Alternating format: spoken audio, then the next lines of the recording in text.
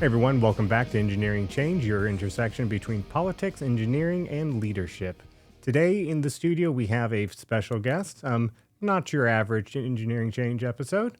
We're talking about parks today. In the studio with us is Michael Halicki, executive or president and CEO of Park Pride.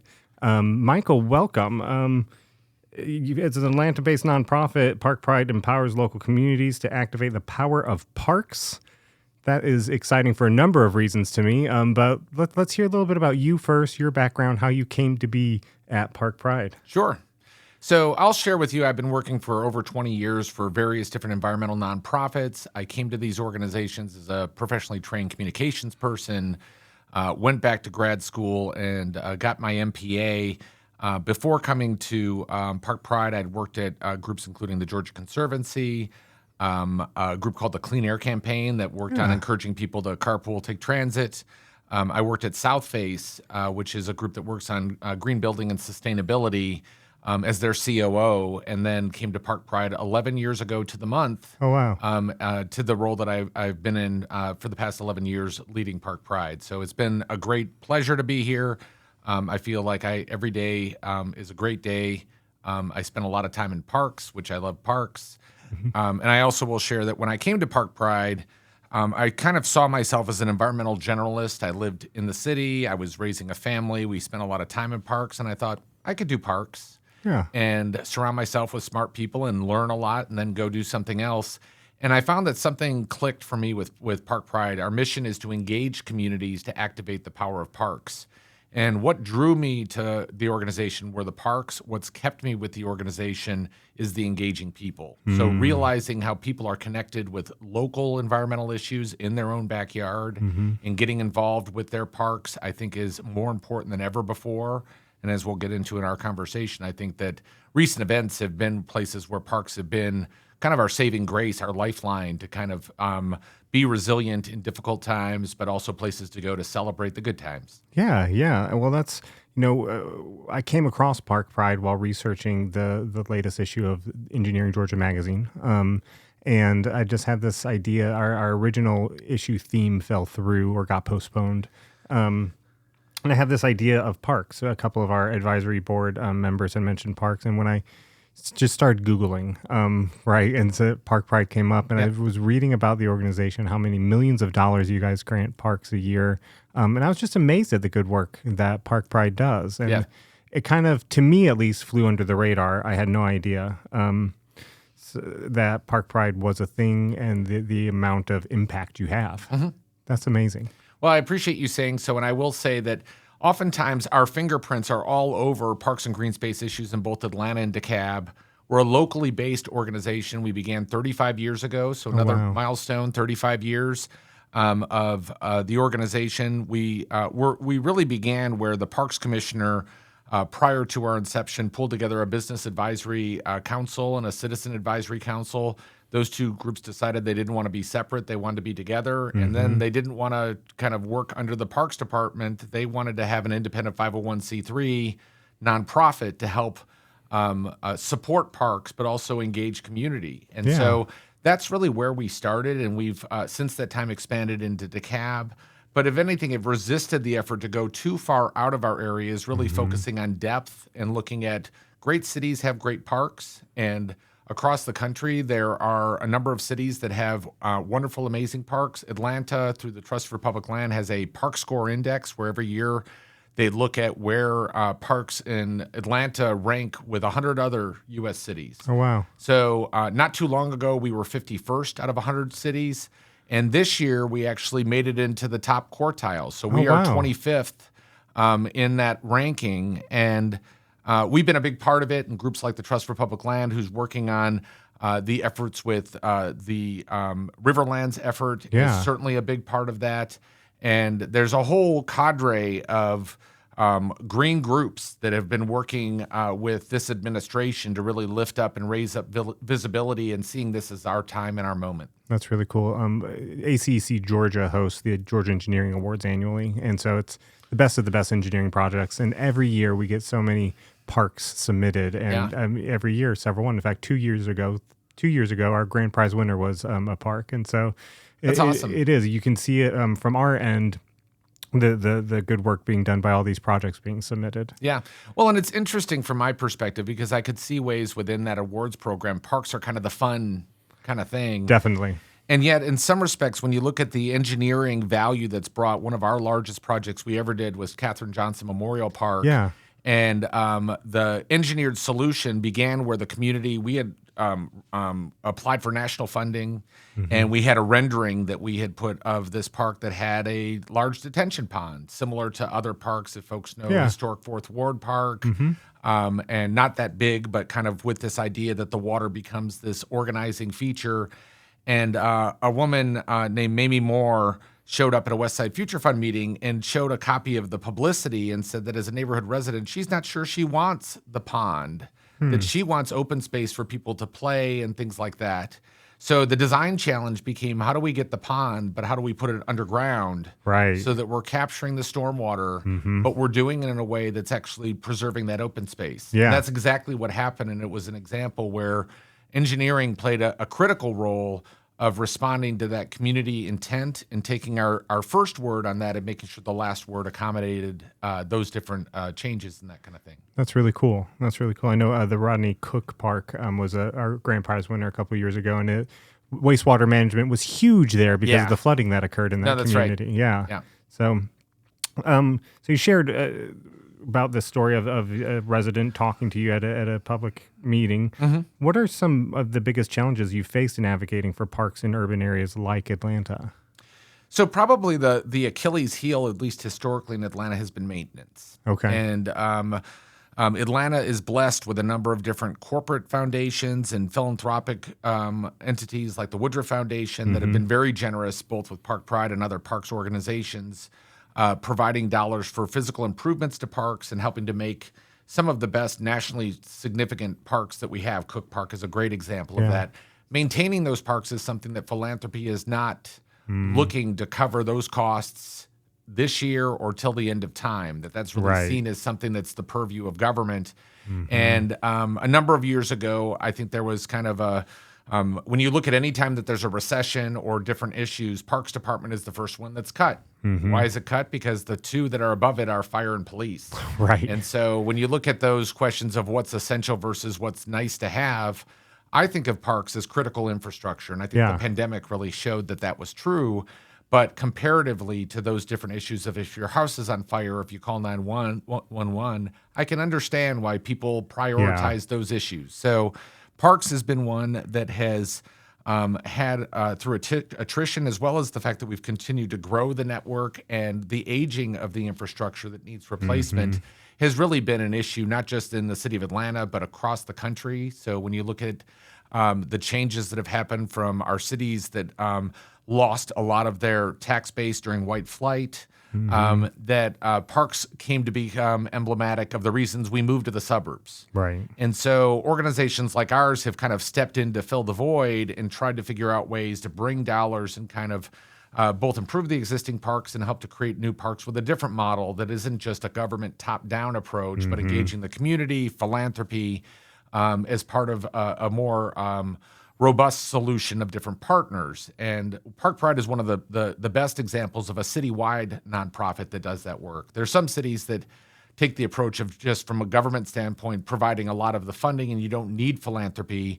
Right. But Atlanta, I saw from a study back when the Parks Master Plan was done that $1 in $5 spent on parks comes from philanthropy in Atlanta. Oh, wow. And that is not the norm. That is the exception. So we are rare and we're very blessed with the dollars that come in that have helped to make these nationally significant parks, looking at things like the Beltline that have been successful because of a public-private partnership.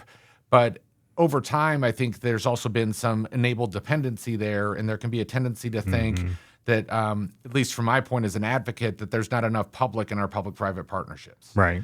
So under Mayor Dickens, I will say that he did a national search for a parks director.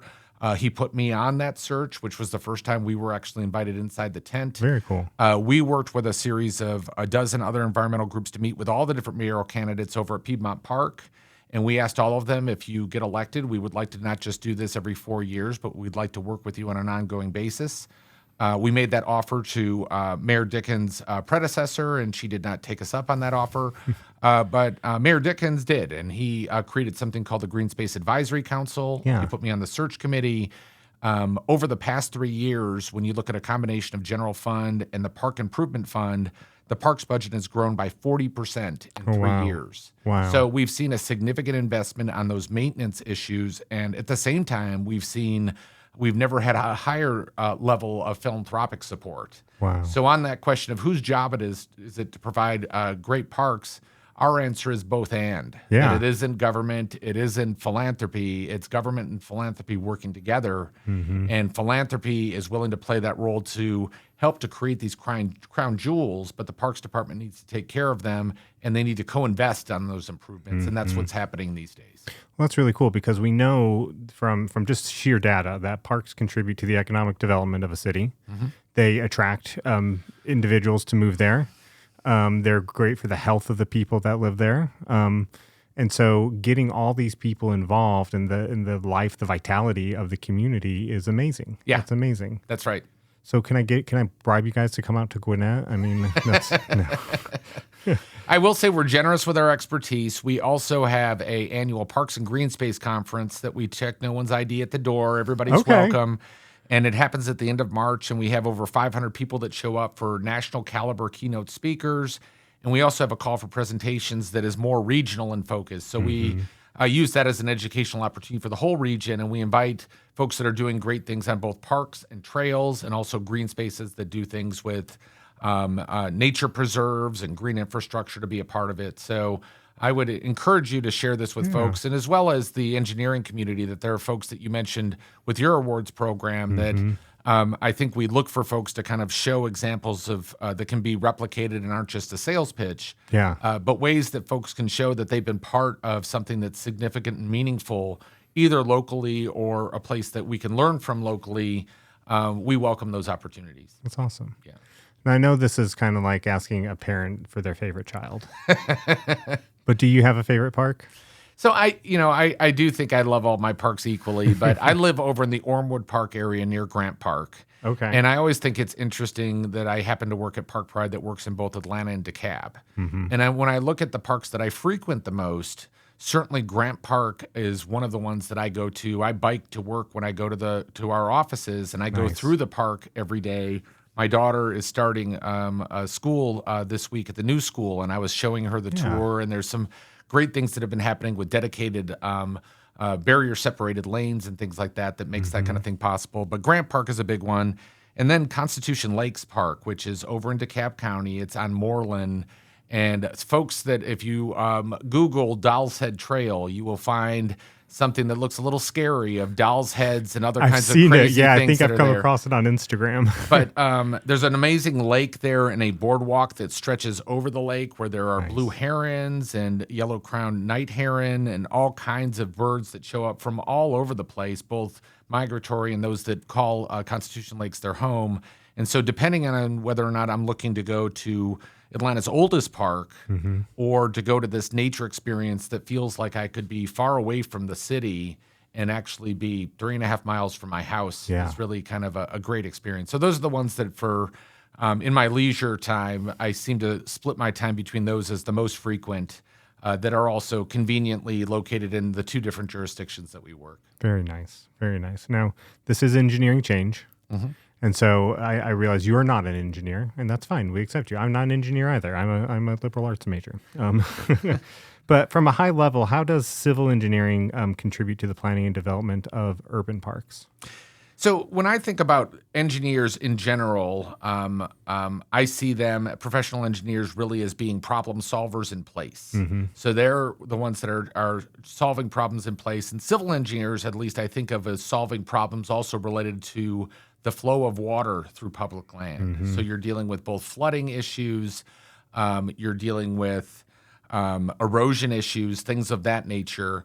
And so I think there are ways that as I look at some of the larger projects that we've done, that we've been involved with, that engineers have been part of the example, and Katherine Johnson is one that we worked on. I also will mention that on the larger conceptual level, I was part of the advisory committee for the West Side Park Master Plan, and that was done by a firm, HGOR, but Sherwood Engineers were the folks that did all of the efforts on the engineering side of things, and they were also at the table at the conceptual level rather than once we come up with the vision, solving the problems.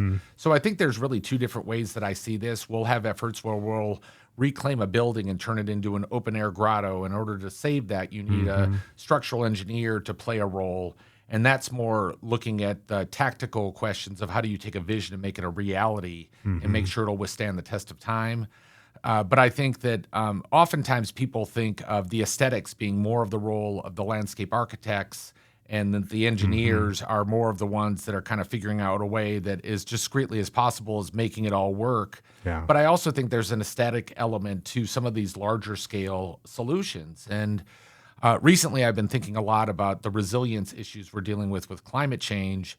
And there's a podcast I'm a fan of on the Big Dig that talks about at the very beginning that as we look at the climate issues, we have not gone past the point where we need to do really big things. Right. And sometimes those big things take a long period of time and require the ability to solve very complex and expensive problems. So when I look at the efforts of making Atlanta more resilient, I think engineers play a critical role in that vision.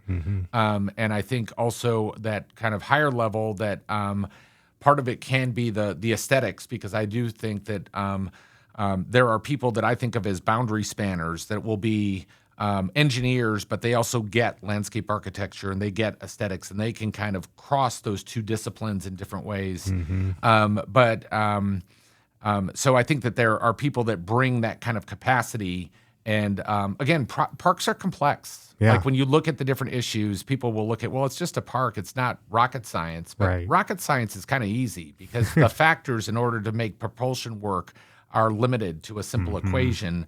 When you look at all the different disciplines that go into making a great park, it's incredibly complex. And so I would say that the engineers that I've gotten to know through our work, both directly and have been part of efforts like the West Side Park Master Plan, really recognize that they're part of a collective team and they bring strengths to the table, and so do others. And how do you work in an effort to come up with a shared vision is really a beautiful thing. And I think engineers are a big part of some of the big things that we have coming up in the future. That's awesome. That's awesome. When you mentioned the master plan, and so let's take a moment and how does a park get on Park Pride's radar or a park project, and then take us through that process at a high level. Yeah. So I'll share with you that there are a range of different types of parks and different sizes and scales. And over time, Park Pride's work is both as a citywide park advocate that's looking at the system as a whole and advocating on things like maintenance, looking at issues of park access. And the larger projects, Cook Park is a good example, West Side Park is another, that really aren't done by Park Pride. So we're involved in kind of the stakeholder effort in West Side Park with the 5 neighborhoods that are surrounding that area. The park is in Grove Park, the Grove Park neighborhood, but it also intersects, it's so large, with a total of 5 different neighborhoods within that area. So we're involved in that effort of engaging community. Most of our work with groups are more neighborhood scale parks. And so for every neighborhood scale park, Piedmont Park has their own dedicated staff, so does Chastain. Right. I think of Park Pride as the conservancy for the rest of us. Okay. So for all the parks that aren't big enough to have that dedicated staff and doing supplemental maintenance, we're the folks who take folks who say, why isn't my park nice like those parks? And for those that are willing to be partners with us, then we're part of the solution. So we help groups create Friends of the Park groups. Some of these groups ultimately become 501c3 nonprofits, and some become conservancies. Chastain Park Conservancy began as Friends of Chastain Park through Park Pride. Some never have the aspirations of moving to that level because that also requires a level of investment from the local community to kind of get to that point. And there's some communities that don't have those kinds of resources, but everyone can have a Friends of the Park group. There's no cost to be a part of it, and getting access to Park Pride gives you access to services. So we provide a fiscal sponsorship account. So if you want to raise money for your park, you can park it at Park Pride and draw from it to activate your park, or to provide matching dollars to go towards grants that we're providing, as well as other groups. We provide grants to groups that is really scaled since the pandemic. This past year, we hit we gave more than we've ever given before, $2.6 million in our grant making program, and then with dollars coming from council members dedicating to projects, it was over $4 million. Wow. So we're doing a lot more of that. We have 2 landscape architects on staff to help communities come up with their visions. So interestingly enough, our visioning program is privately funded.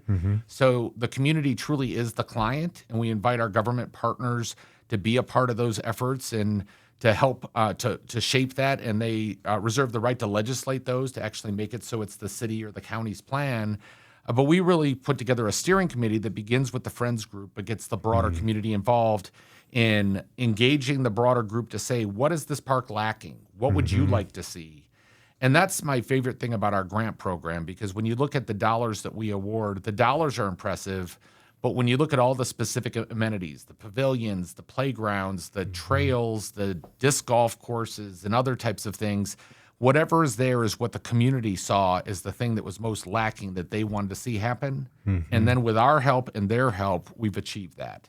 And that's something that does not happen in the cities that have the top-down funding, where it's all being provided by the government and the community is the customer. Yeah. And our efforts with Friends of the Park groups, the community is the co-creator. That's really cool. So speaking of communities, what role do parks play in addressing broader social issues such as public health and community cohesion? Yep. So first off, let's take community cohesion. With the Trust for Public Lands announcement of being part of the top 25 cities, they actually published some research that shared that the top 25 cities show some striking differences from the other 75 cities that are in the study. That people in those different areas tend to actually have more interactions of people of different cultural backgrounds and economic levels. Wow. And then secondly, that people within those areas are more likely to volunteer for their parks in those cities that have better parks, which again is in some ways counterintuitive. Yeah. But it's the kind of thing that when parks feel like they're neglected and no one's doing anything, then the idea that I'm going to be the one that's going to make the change can feel overwhelming. Yeah. Whereas if you see the way that everybody's pitching in, that with our volunteer efforts, that actually contributes to the community cohesion, where much like when my kids were young, you got to know your neighbors by sitting on the seat wall at the playground. And, well, I'm not just going to sit here. I'm going to talk to the person next to me and follow the behavior that our children are modeling, because children have no problem with connecting with other people. And it's the adults that are sitting there looking at their phones. So I find that parks play a critical role, and particularly right now where I feel like communities are very divided, our politics are very divided. Parks are one of these places that people come together and they feel a sense of shared sense of place within those areas. A number of our different neighborhoods actually have names that are synonymous with their parks, and that's not by accident. So they create a sense of identity, and they get people out of their homes and realize, oh, you live over there? Well, I live over on this street. And you start to kind of deconstruct those types of things. The other part is on the health and wellness, and just on the simple efforts of walking, they're significant. But there's also a lot of research that shows that people are wired for nature. They need time in nature. And much like years ago, I'm old enough to remember that Willie B., the gorilla silverback gorilla at Zoo Atlanta, used to sit in front of a TV in a jail cell, and people would go look at Willie B., and they changed the environment to approximate the gorilla's natural habitat. And one of the reasons that effort happened at Zoo Atlanta and zoos all across the country was not just because of the visitor experience, but also for the longevity of the animals that were there. And the same is true for human beings. So human beings that get time out in nature, they tend to live longer, have lower levels of stress, lower blood pressure. There are documented examples that not just proximity to your park, but getting out and using your park adds years to your life. Wow. And so that's something that I think is important. And also when you look at this issue of park deserts, of places that don't have parks, again, this isn't just a nice to have issue. When you look at the age disparities between Buckhead to Bankhead, where the average lifespan is different by 20 or 30 years, that the amenities in different areas have a factor in the quality of life for people, and that has an effect on their overall health. Speaking of health, how has the COVID-19 pandemic influenced how people use parks? So it's been interesting because it's evolving, and it hasn't just been, I wish I had a short answer, but it's kind of complex. So when first we didn't know what we were dealing with and people were spraying down their groceries and things like that, Yeah. there was a sense that people shouldn't be on the swings and we were maintaining social distance. There were some that were calling to close the Beltline and to close the parks, and in some jurisdictions they did. So that was kind of the first phase, was kind of that fear and trepidation.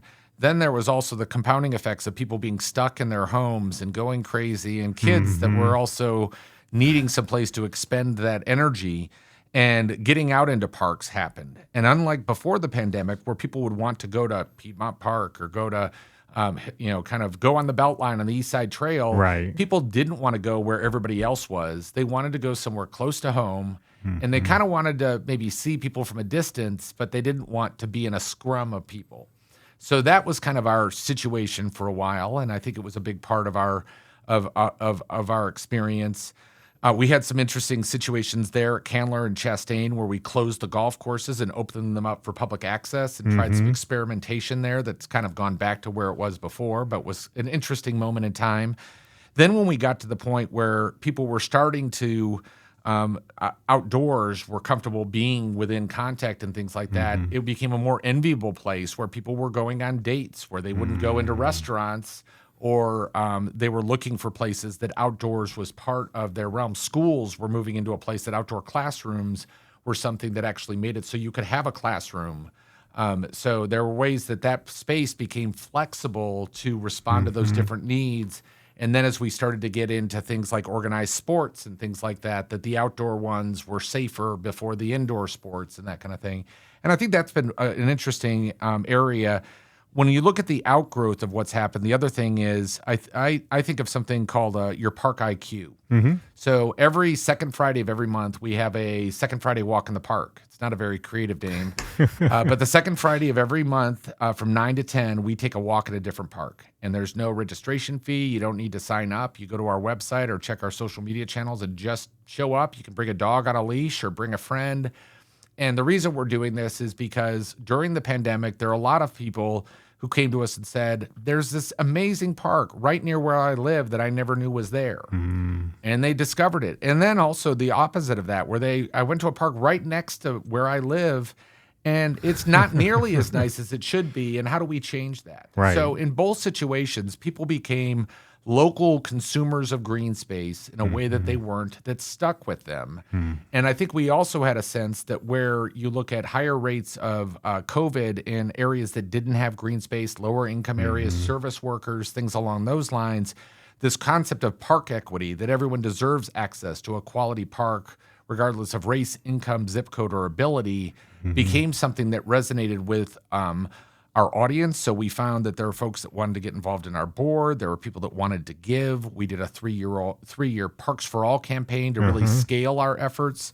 And for that matter, we found that government was in this mixed situation to see much more usage, but again, not having the maintenance to take care of that increased usage, Right. that kind of had this sense of crisis that needed to be addressed that we seized upon. So it was definitely the worst of times in some respects, but I will say that Park Pride in the first couple of months had some staffing cuts. We were, much like many other nonprofits, looking at some of the federal aid to just keep us going.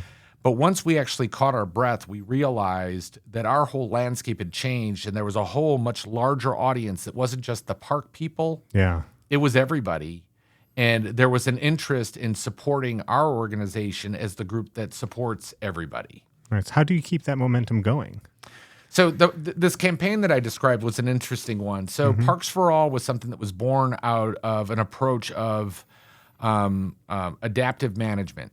So before the pandemic had started, we had done some work on diversity, equity, and inclusion.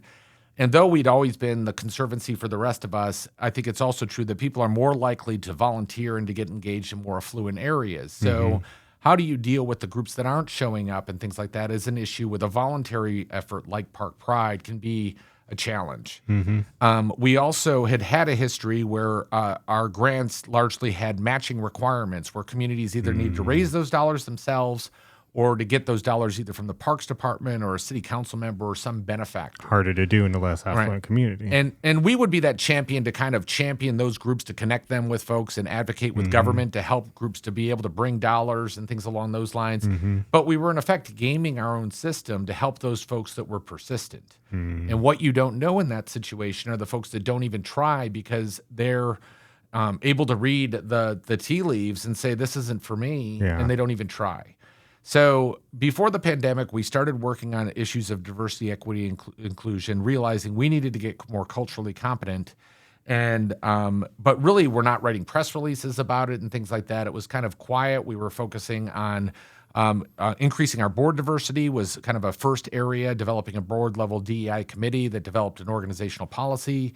And then with the murder of George Floyd and the kind of the things that broke after with Black Lives Matter, after the pandemic was well under swing and people were sitting at home watching their TVs or paying attention to media through other types of things, this became something that demanded a response from groups, particularly groups like ours, that works throughout Atlanta and DeKalb, and again has been one that works with a lot of these neighborhoods and communities, but is not Black led. Right. And so we had put out a message to basically say we understand that words alone ring hollow if they're not followed up by actions. And we've been working on this issue, but stay tuned to see ways that will be coming to fruition. And we had already had the idea that wouldn't it be great if we found a funder that didn't have the matching requirement? But this situation kind of gave us the impetus to challenge ourselves and our program staff to come up with ways to go back to our funders and asking them to relax those matching requirements in historically disinvested neighborhoods and maintaining them in the other areas. And then looking at ways that we're not just looking at that match as the demonstration that the Friends group is engaged, but really looking at ways that they're not just building a park, but they're building community. So we changed our whole program with no new funding. And as a result of that program change, we had a dozen groups, Friends groups that had never applied for grants before in low-income areas that received grants for the first time. We also had $1 million more of requests that we didn't have dollars to go. And so we went back to those same benefactors and said, hey, our changes have worked. Please give us more money. And their question was, where's the city in all this? That it really seems like the city should be co-investing in this effort. And as I described, there needs to be public support in our public-private partnerships. And so we worked and developed this campaign that had a combination of public dollars, private dollars. Our board all stepped up in a big way. And we called it Parks for All focused on this effort. So as a result of that, we doubled the amount of grants that we were giving. 60% of the grants through our grant program are in historically disinvested neighborhoods.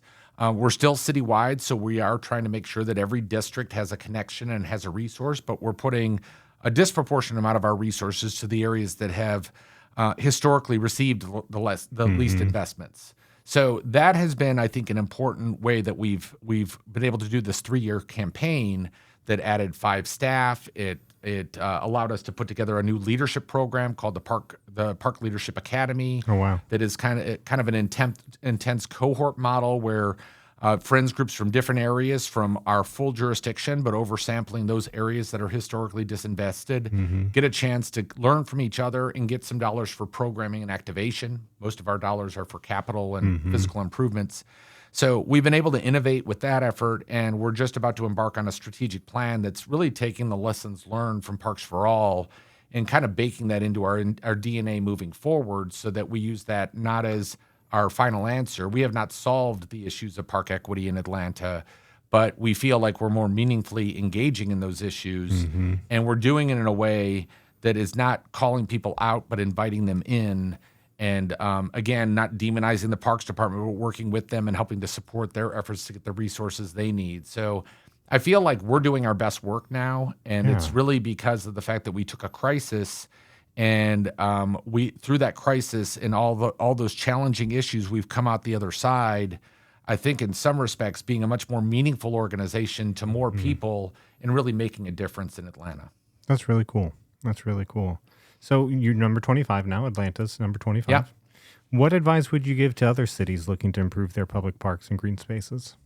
I think part of my sense, Mayor Dickens has a saying that Atlanta is a group project, and I think that, and for that matter, I was thinking about kind of the landscape architects and engineers that they're key players in that group project, both broadly but also on specific parks. So I think partnerships are key, and I think it's also important to take an adaptive approach. So as we worked through our efforts, again, we made changes with the dollars we had that took us down a learning journey that allowed us to not just raise more money for its own sake, but to put it into different places that have changed. And we've continued to grow, to change and adapt and fine tune that program as we're working at a larger scale. So I think looking at this as a journey rather than a destination is an important part of it. I do think it's important to look at the electeds side of things and developing relationships before they're in office and while they're in office and inviting them to understand the complexity of the issues. When I came to Park Pride, we used to have something called the Park Score. And we had like 5 platitudes that were the mom and apple pie of parks that nobody would disagree with. And we'd put it out there to all the different mayoral candidates and city council candidates. And usually what would happen is there'd be a handful of folks that weren't really in the game, that didn't respond. And I would be nagging them to say, before I go to a journalist and tell them that all of the different candidates have responded except for these 2, I want to give you the opportunity to fill that out. So in that situation, I was putting 80% of my time towards the people that really were least likely to move into a place that were going to carry the day. And the people that were most engaged in my issues were the first people to return their park pledge. And yet the issues that we have with parks, and I come back to the fact that they're not simple, they're complex. And so what we really need to do is to engage those folks in the hard to do things. And maintenance is a hard to do thing because, again, when you look at the maintenance of my park, I can see ways that people come up with all reasons that other things are more important. Yeah. And for that matter, when you look at it, it isn't just a money issue, that figuring out the ways that you're managing staff and things like that, those are complex issues. So getting the electeds to understand the complexities of the issues and engaging them fully in those issues is an important part of that. I also think there's some folks who think that we want to be outside of government. We want to be the group that's kind of attacking from the outside. Conservancies don't take that approach. Conservancies generally want to have someone from government that's part of that because they're the landowner. Right. And groups like mine, I think, get a lot more done when we invite our government partners to the table. And there's some cases where we will be of differing opinions. We show up with green shirts at budget season, and we sometimes say things that the folks within the department can't say. And so we play an important role on that front, but we have a level of respect. And I think we have an understanding that we're both trying to get to the same place, but we have different roles to play. So I think it's that approach that I think you can do in Atlanta, that if it can work in Atlanta, it can work in a lot of other cities that don't have a top-down, kind of the level of the taxes and things like that and the built infrastructure for the cities that have great parks, that if you look at Atlanta, I think there's a lot of groups that can see things that we're doing that they could do there too. Very cool. Yeah. Michael, if somebody wanted to get more information on Park Pride or even get involved, how would they do that? So the easiest way is our website, which is parkpride.org. We're also on Facebook and Instagram and other different places. I would encourage people to show up at our second Friday walk in the park. Yeah. We have one coming up this Friday from 9 to 10 where we'll be at Beecher Hampton Nature Preserve. So we, again, show up in different places. Attending our conference at the end of March is also a great experience. If you're interested in what's going on in your local community, contacting us and finding out if there's a friends group, if not start one, but otherwise to get involved with the folks, your neighbors that are interested in their parks and getting involved with them. And one of the reasons that we're not a household name even in Atlanta is because of that fact that we really, from a membership standpoint, we're not a membership organization. We want folks to be involved in their local parks and to contribute to their local parks. We want them to contribute to us as well. But the idea that all politics are local and that change that we're looking to have happen, Park Pride's approach is to say that everybody should have a great park regardless of race, income, zip code, or ability. And we encourage folks to get involved in the park near where they're at. And I think the other part is we are in an embarrassment of riches of amazing diversity of parks. So get to know the different parks that are out there, take a walk in the park, and that kind of thing. So I'd encourage people to do that. And when you do, I think taking a picture, posting things on social to kind of give people a little nod to say, maybe I should step out of the office and go take a Yeah. walk in a park. It might add some years to your life and things along those lines. That I think keeping this idea that parks are good medicine, I think is something that we find. I can say it, but when people say it that are out in the community, it means so much more. Right. Right. It really does. It really does. Michael, thank you so much for being here today and talking with us. I've enjoyed it. Thanks for inviting me. Thank you. Well, everybody, that's it for this episode of Engineering Change. Look out for us on the next episode where hopefully Sully will be back in the studio with us. If not, I'll send you his personal home address so you can bug him. Until next time, I'm Brett with ACEC Georgia. We'll see you next time.